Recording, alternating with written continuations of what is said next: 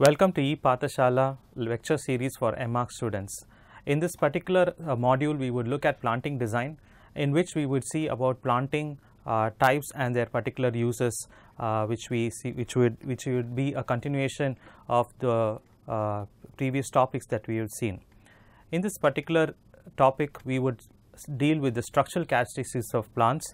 As we saw in the last module that plants have a particular structure, they are spatial elements, and we looked at the point that they are also living materials which keep changing.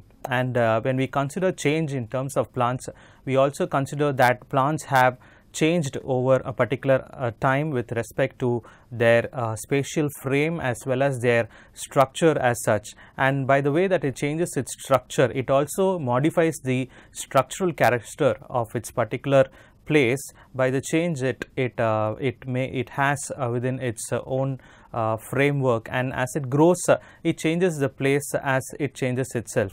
Secondly, we would see the classification of plants based on the dimensions, because there are a lot of plants and each plant has a particular character with respect to its dimensions, and that is the one of the most interesting aspects of plants, where we see that plants always have a variety, and plants always exhibit different heights of foliage as well as different characters in terms of their visual expression, in terms of forms and shapes as well as in heights, and also by virtue of these dimensions we also see that they exhibit a lot of spatial characteristics that can be used when we design.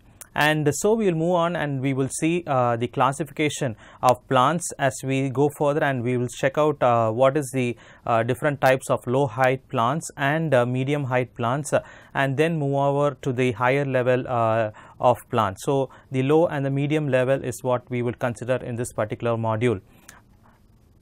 First, we will consider the structural characteristics of plants.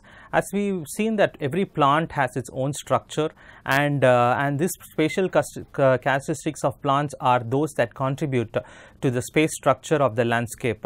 Every plant that is put in a particular landscape modifies that particular landscape to a certain extent by means of its spatial character. And also it not only, as we saw in the earlier modules, the plant creates a particular space around it, and also it has its own form. So every aspect of the plant is that it has its own form, and also it creates a space around it, whether it's a single form or a single plant or a tree, or else a group of plants like a woodland or even an avenue plant.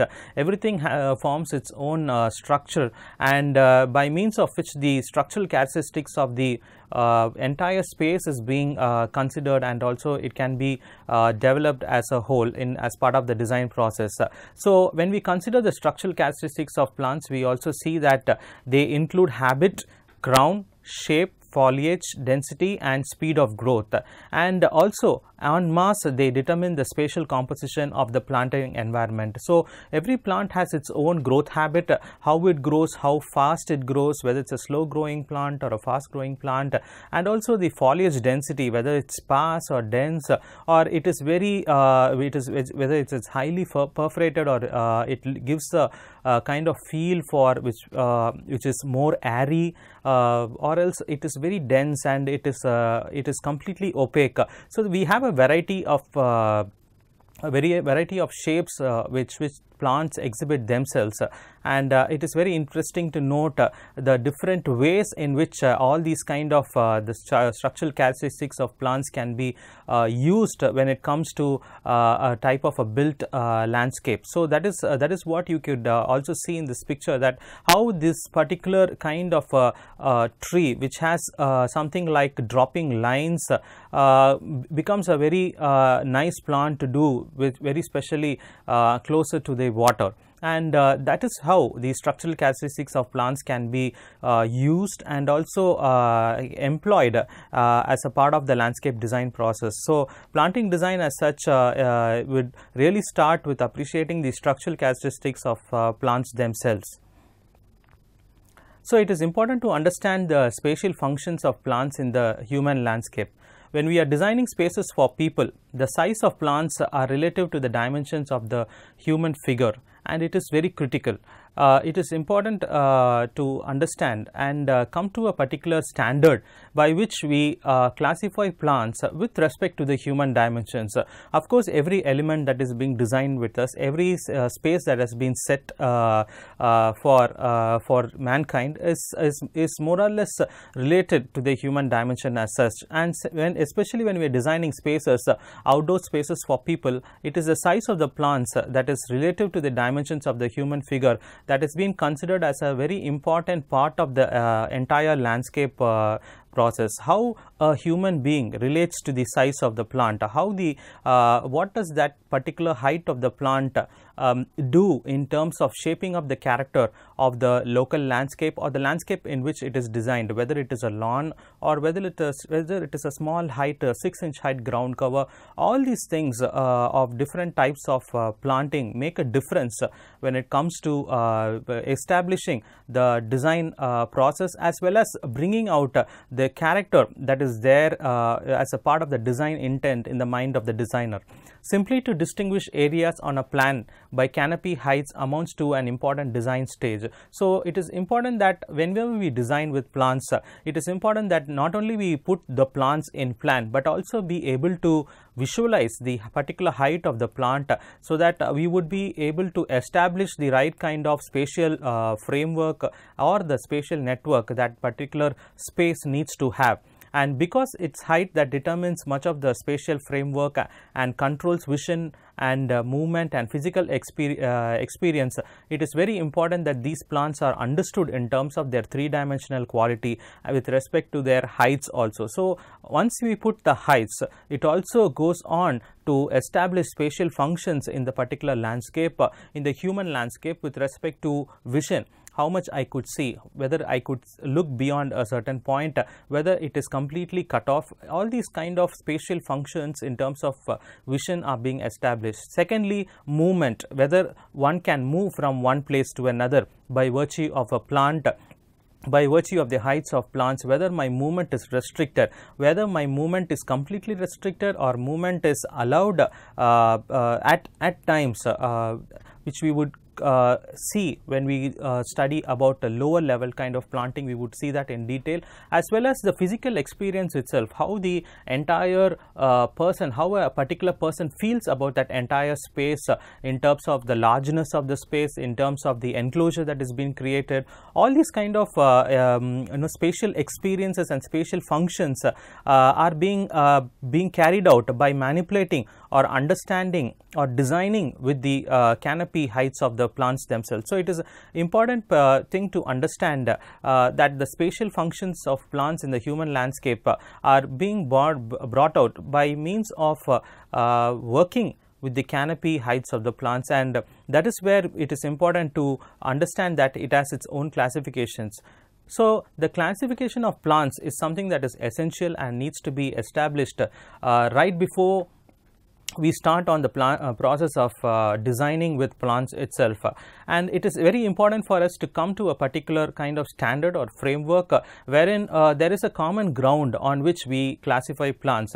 Of course, every one of us would like to have our own types of classification, but in terms of general understanding and for the prospect of coming to a clearer picture of how to look at plants themselves with respect to the dimensions that has been established with respect to plants, it is important to come to a common ground, and that is where we would see how Danish landscape architect Preben Jacobsen identified the most different types of plants and classified them into some useful categories which have been further classified into different types, and all these types are very easy to understand as well as easy to picture, because they all relate to the human dimensions, and that is where he classifies them into plants which are ground level, up to ground level, the plants which are up to knee height, the plants which are knee to waist height level, or below or eye level. So, we see there is a certain level of plants that is at the lower level, that is closely hugging the ground cover, as well as we can see plants which are slightly above, that is below knee height level, and we see the taller shrubs which are there, which goes from the knee to the waist height level, the waist to the eye level. We have the tall shrubs, and also we have the high plants, the taller plants, the trees themselves, the small trees, the medium sized trees, as well as the large trees.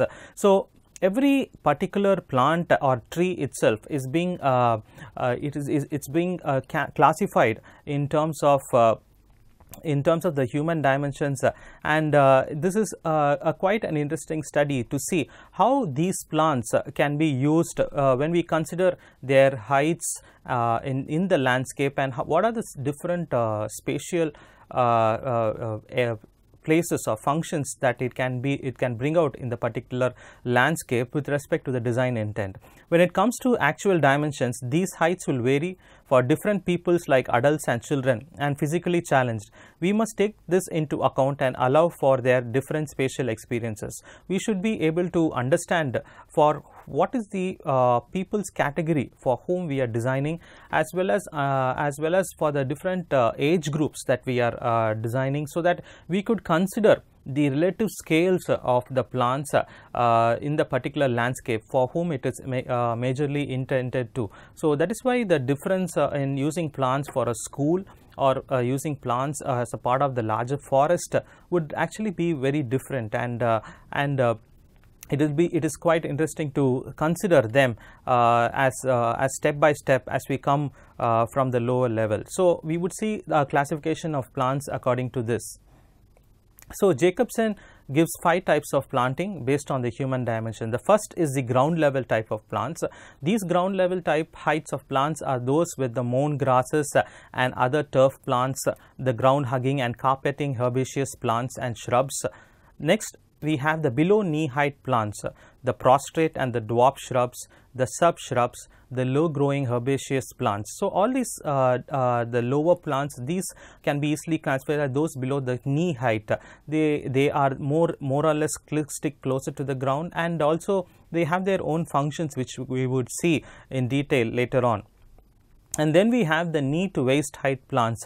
These knee to waist height plants are those which predominantly are the small shrubs and medium growing herbaceous plants, and these are very important plants themselves, because once you start coming up in height, it starts to considerably alter the dynamics of movement, the dynamics of vision also in a particular design landscape.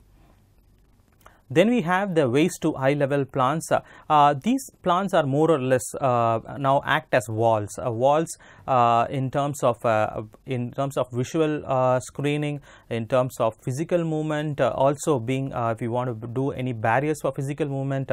Then we look at plants that are waist to eye level, and something which is taller in terms of doing screens or barricades or barriers. In other sense, we would employ a lot of waist to eye level plants. So these are different types, and then you have the above eye level of plants, so tall shrubs and trees. So these type of different types of planting based on human dimensions are absolutely critical. The ground level plants and the below knee height plants, the knee to waist height plants, the waist to eye level plants, and above eye level plants. So these 5 types based on human dimensions give us a type of standard by which we could really keep a tab on how to classify. Of course, it is one thing to understand, one important thing to understand at the outset of this classification is that there would be a certain kind of overlap between these type of plants, and it is very important that we should be able to carefully be able to understand that this overlap also helps in terms of understanding, and not be very strict in terms of putting one in one category only, so that the design intent can be brought out by using a plant which could be a ground level plant as well as a below knee height plant, for example. So there are various ways of looking at it, and we would see the low level and the medium height level further on. First, we would see about the ground level plants, that is the mown grass and other turf plants. These are more or less the ground hugging plants, the carpeting herbaceous plants and shrubs which stick very close to the ground, and they are very close to the ground level and a few centimeters thick, probably around 2.5 centimeters to about 10 centimeters, very close to the ground, and this is something that we called as the more like the grass variety, the lawns which we actually see, and very ground hugging, and they also they more or less form a carpet for the entire land as such. So this is the first type of plant that we would see in this particular module.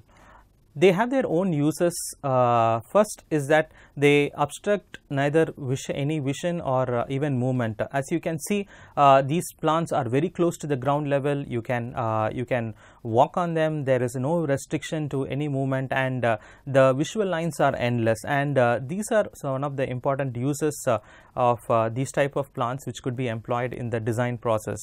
And next we would have these plants. They could visually connect two related areas. Maybe there is a walkway as well as a seating space, and as a barrier or as a material difference in the floor level, we could have these kind of ground level plants which we can employ in the landscape, and at the same time we can also put them closer to the on the floor.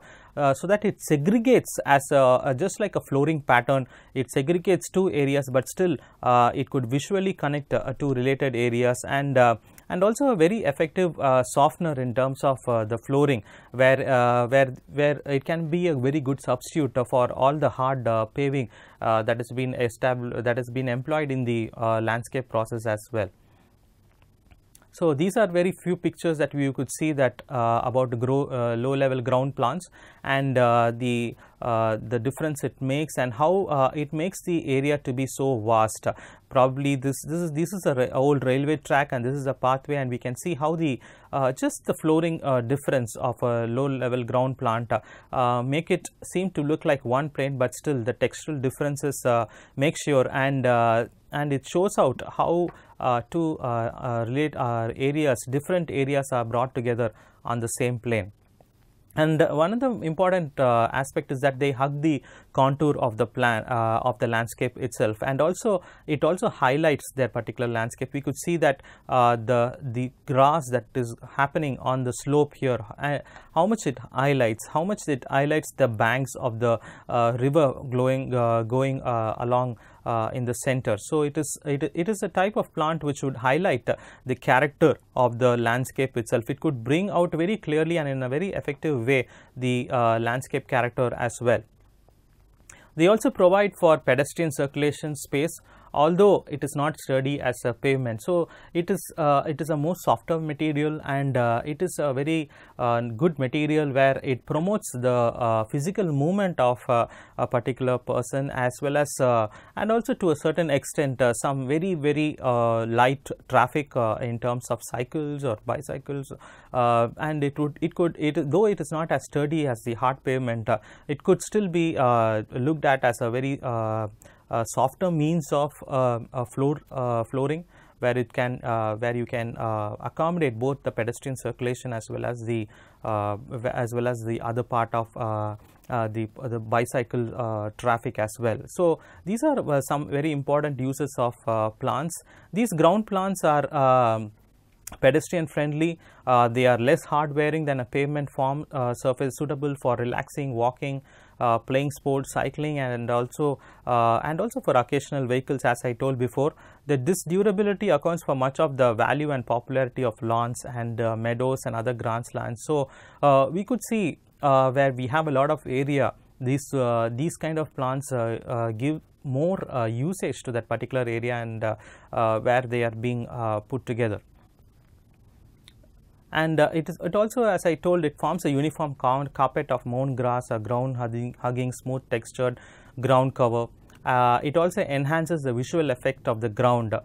because it closely follows the contour of the land. It is a very effective type of plant when we consider with respect to its height, that highlights the contour of the land, so that the nice designed intent of a particular land with respect to its slopes can be very effectively brought out by means of using a ground cover, where we could see also in this picture that you have this entire slowly raised up land which goes, and what highlights is the entire floor of this grass pattern and the flowers, which slowly which gives us a sense that the entire land moves up and goes up. So it is very interesting to see how ground level plants create an important factor of modeling the contours of the plant themselves.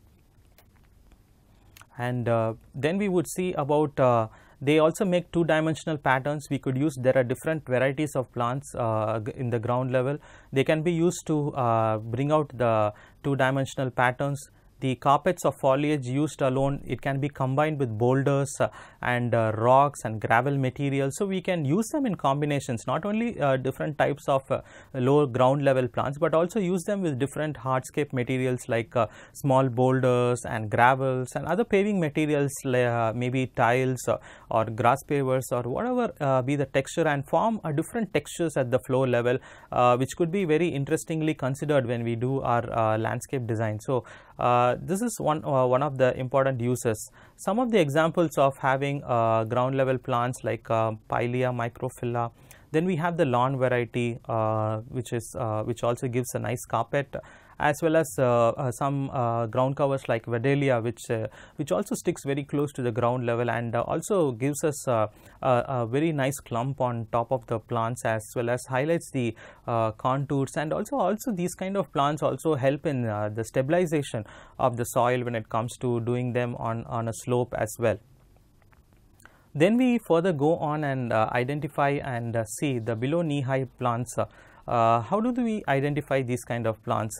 We see these as shrubs and herbaceous plants that form a higher canopy but still below knee height, and we could see the possibilities in the spatial design that we have with respect to these plants.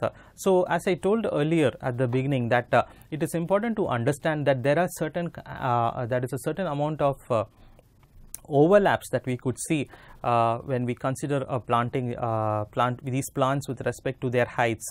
There might not be a difference there might be not a very clear line that divides a ground level plant and the knee height plant, but it is important to able to understand the very thin line that exists between these two, and consider below knee height plants are those which are slightly above 4 inches or 10 centimeters and to the knee height. And it's important to understand and also be able to closely look at what difference does a 2-inch height plant does or else than a 6-inch height plant. So there are different further design possibilities that one can also consider when we do these plants. So the identification is that they form a higher canopy, but still they are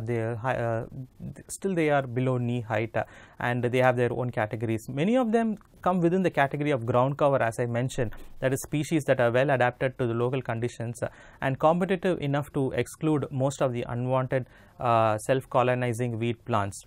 Now we will see the uses of these plants. They have a spatial role in allowing freedom of vision, as well as they also define edges, and they also act as a kind of deterrent, though it is not a very strict deterrent as such, but it is a very low and a very mild edging plant which could be employed in the landscape, and at the same time give freedom of vision as well as movement in the particular landscape as such.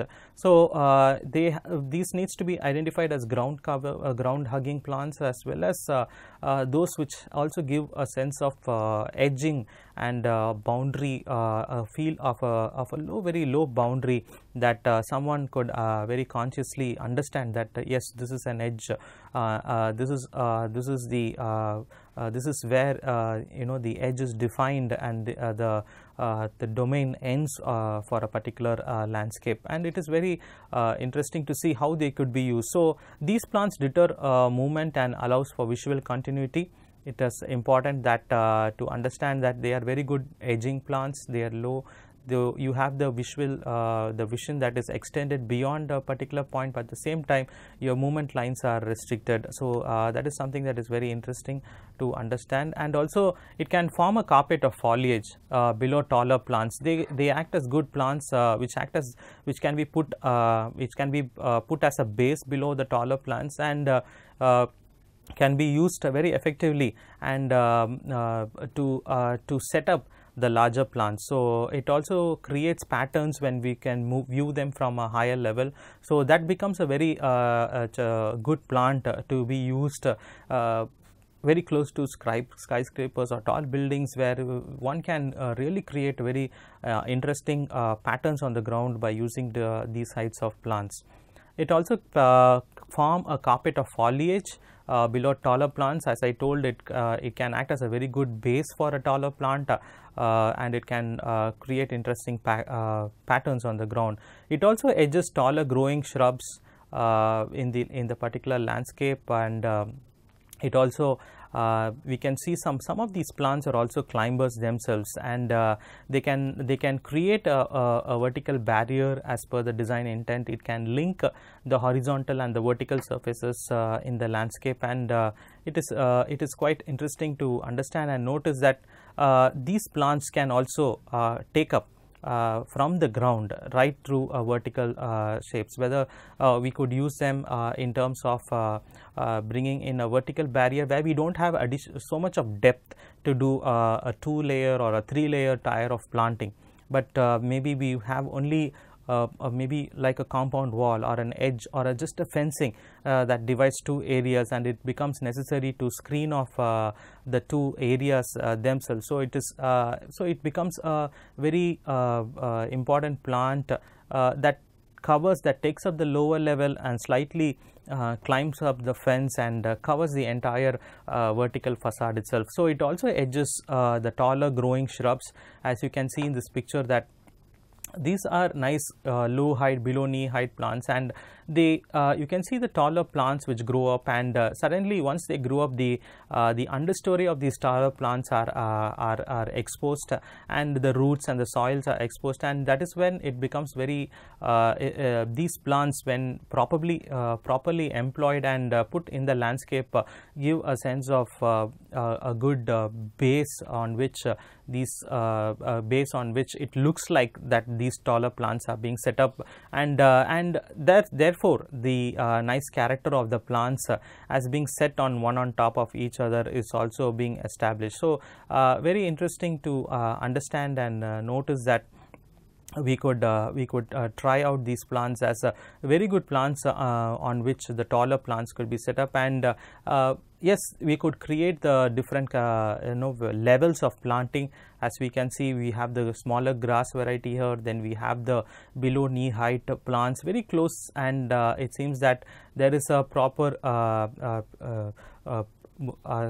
succession or a structure that we can see from the low height plants to the below knee height plants to the taller level of plants. So that is very that can be very nicely employed or thought of when we do the landscape architecture itself. So these are very important plants that needs to come in the landscape as such. Then we have the knee to eye level plants. These are as we can see, they have a similar design role. They are like a low wall or a fence or a rail that can be used. We could see that becomes a barrier to movement, and also it can be used to limit access.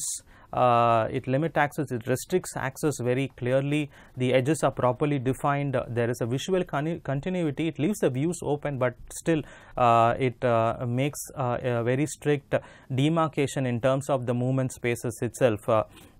This opens up a number of spatial uses for medium height planting, and is important to look at them as well. It can act as effective separator between safe and hazardous areas. So we could see we could have a very strict pedestrian area and a vehicular area, and these could act as a low wall in terms of separating these two areas as such, whether it is a cycling track or a highway. So very effectively we could separate out these particular areas. It obstructs movement, but also allows for vision in the landscape, entire landscape itself. These plants also can emphasize direction as well as circulation in the landscape, and these plants also they define territory.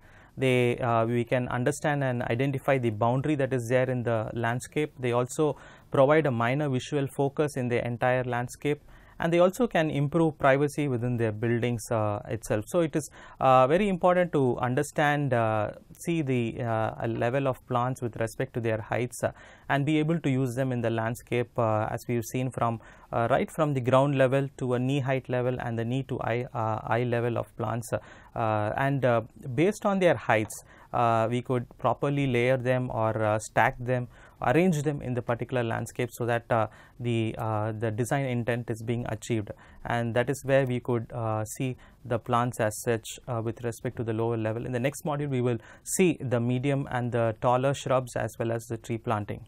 Thank you.